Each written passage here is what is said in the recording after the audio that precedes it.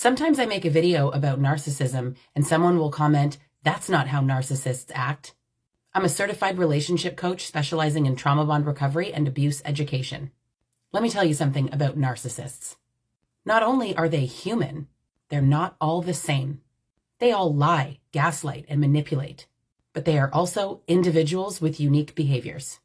You've got the dark triad narcissist. They are downright mean. Then you've got the controlling narcissists. They're controlling and concerned with accountability. And then there's the vulnerable narcissist. Among other things, they're highly sensitive to criticism. You've also got the neglectful narcissist. They're often drawn to new people, but they get quickly bored and move on. Listen, in the DSM-5, narcissism is narcissism, but you'll hear experts break down all these different subcategories. This reinforces that even though they share a lot of the same traits and demonstrate a lot of the same behaviors, they are all unique.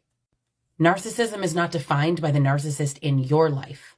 If you're overcoming narcissistic abuse and you're currently in the education stage, meaning you're trying to learn what the hell happened, sign up for the Trauma Bond Recovery course.